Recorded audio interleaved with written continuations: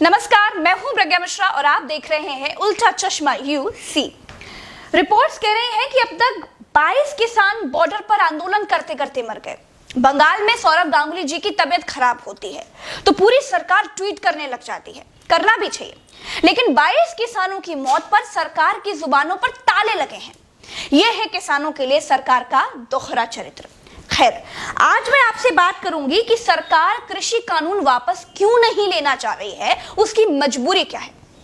देखिए, जब सारे उद्योग धंधे फेल हो गए थे, जब सारी इंडस्ट्रीज डूब गई थी, तब भी देश के किसानों ने ही देश की अर्थव्यवस्था को संभाले रखा। खेती ही एक ऐसा उद्योग था जो मुनाफे में था।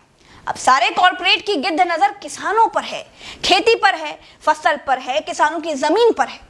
देश की अर्थव्यवस्था के साथ पिछले 6-7 सालों में चीरहरण हुआ है और अर्थव्यवस्था के साथ पूरी तरह से बलात्कार किया गया है।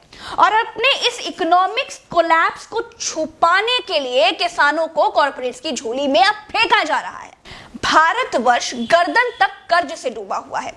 इस समय जब मैं आपसे बात कर रही हूं तो हमारे देश पर 162 लाख करोड़ का कर्ज है, जो दुनिया भर की अलग अलग बैंकों से लिया गया है। और 2014 में जब देश में बीजेपी सरकार बनी थी, तब यह कर्ज 84 लाख करोड़ था। देश की सरकार कर्ज लेकर घी पी रही है। ऐसा तो है नहीं कि देश माल्या की तरह या नीरव मोदी की तरह कर्ज लेकर भाग जाएगा।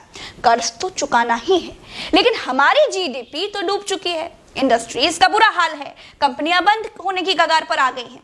ऐसे में कर्ज वापस कैसे होगा?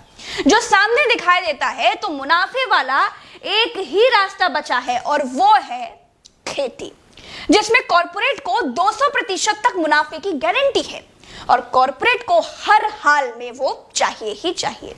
और सरकार को कॉर्पोरेट की ये बात माननी ही माननी है, क्योंकि पॉलिटिकल फंडिंग किसान तो करता नहीं है।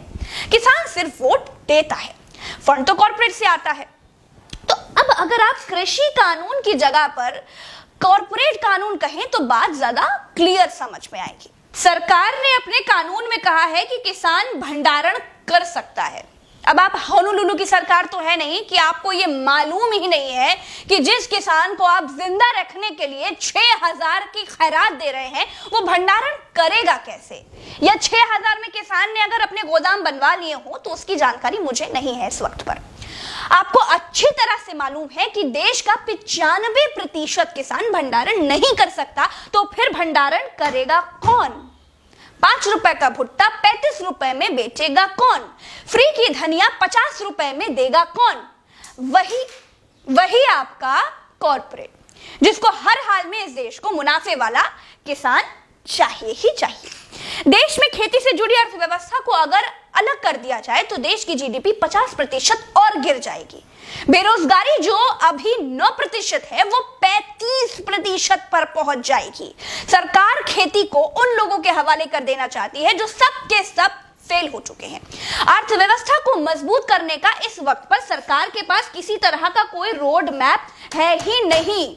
देश को जिंदा रखने के लिए सबसे बड़ी जरूरत है अन्न, और कॉर्पोरेट अब इस अन्न उद्योग पर कमांड करना चाहता है किसी भी हाल में। और जो बेवकूफ मुझसे ये कहते हैं कि एमएसपी यानी न्यूनतम समर्थन मूल्य खत्म होगा ही नहीं, वो ये बताएं कि सिलेंडर से सब्सिडी कैसे खत्म हो रही है।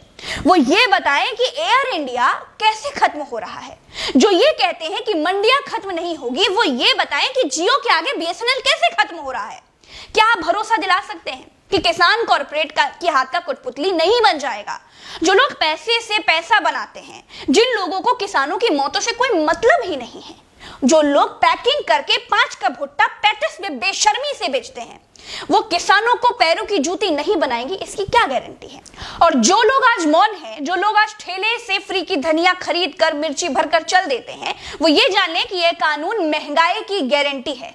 तो ठीक है, आप मौन रहिए और महंगाई का इंतजार कीजिए। आज के लिए बस इतना ही। जय हिंद, नमस्कार।